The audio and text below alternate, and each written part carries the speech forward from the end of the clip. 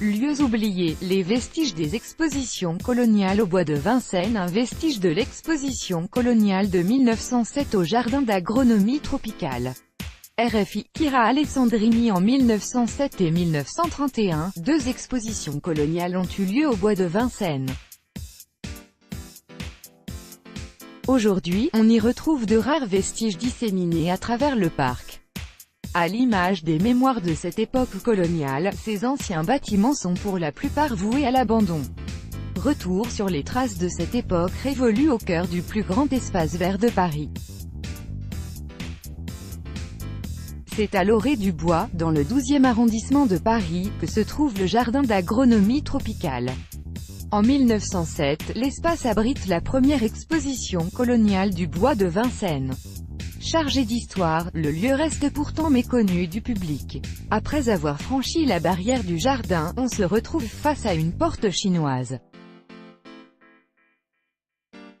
En 1907, elle indiquait aux visiteurs l'entrée de l'exposition. Passé celle-ci, le jardin d'agronomie tropicale compte de nombreux autres vestiges datant de l'exposition coloniale. Anciens pavillons coloniaux voués à l'abandon, statues imposantes dissimulées entre les arbres, car on s'enfonce dans le jardin, comme dans un labyrinthe, dont chaque chemin mène à un vestige issu de Madagascar, d'Indochine ou encore de Tunisie. Aujourd'hui, on y trouve également de nombreux monuments érigés en hommage aux soldats des colonies, morts pour la France pendant la Première Guerre mondiale.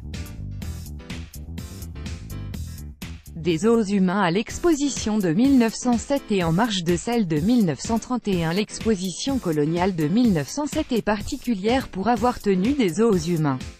Aujourd'hui, les pavillons coloniaux en sont l'unique trace au sein du jardin d'agronomie tropicale. Quelques années plus tard, lors de l'exposition coloniale de 1931, les os humains furent interdits par Paul Reynaud, le ministre des colonies de l'époque.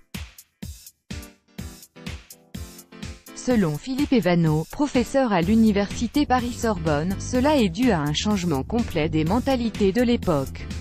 Un changement en partie amené par la participation de combattants africains au cours de la Première Guerre mondiale et à une meilleure connaissance des territoires colonisés. L'historien insiste cependant sur l'idéologie raciste qui prédominait à l'époque de la Troisième République.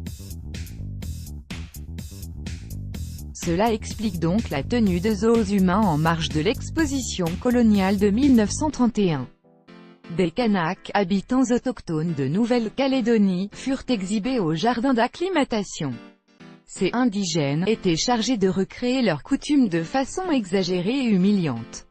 Aujourd'hui, il faut compter sur la mémoire d'autrui pour être au courant de ces événements. Une jeune Calédonienne, qui a accepté de répondre à nos questions, l'affirme, « Cela n'a pas été abordé dans mon programme scolaire. J'ai eu connaissance de ces événements, par mes parents, ma famille, mes amis, c'est en somme une mémoire qui, un jour pourrait bien disparaître. » Aujourd'hui, les seuls pavillons témoignant de l'exposition de 1931 sont ceux du Togo et du Cameroun.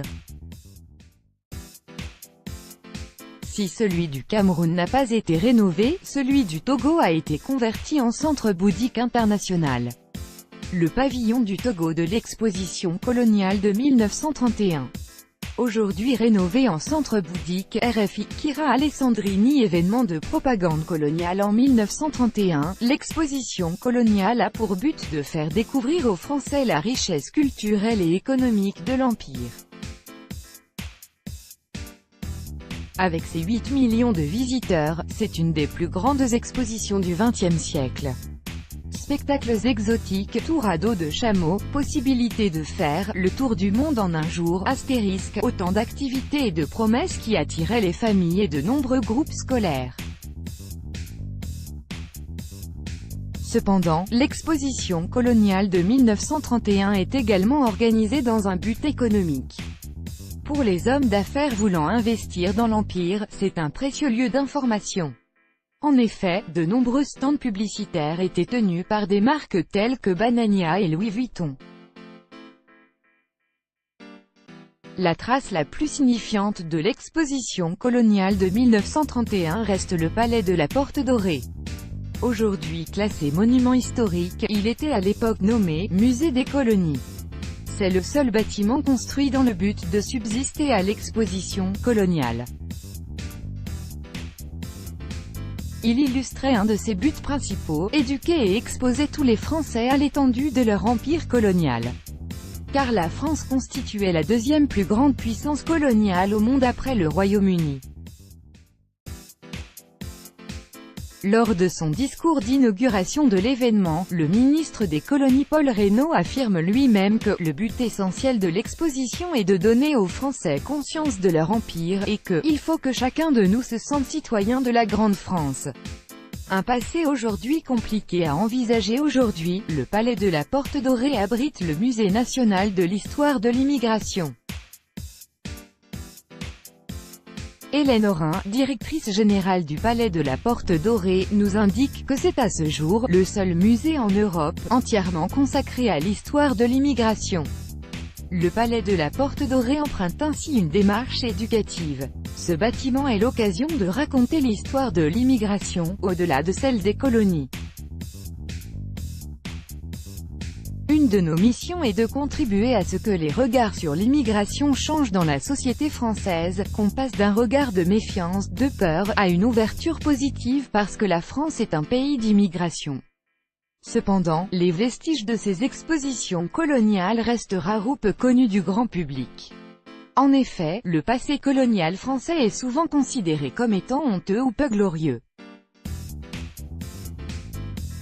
Pour Philippe Evano, on est une génération de Français qui n'assument pas la colonisation. Ces grands événements ont cependant contribué à façonner Paris telle qu'elle est aujourd'hui. L'exposition de 1931 a, par exemple, contribué au rallongement de la ligne 8 du métro jusqu'à la Porte Dorée et a tracé de nouveaux axes dans les quartiers de Bel-Air et Picpus. Certaines rues du 12e arrondissement ont même été baptisées du nom des militaires, missionnaires et explorateurs célèbres des colonies.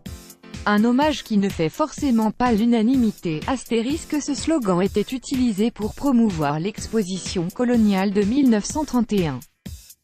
Notre série sur les lieux oubliés.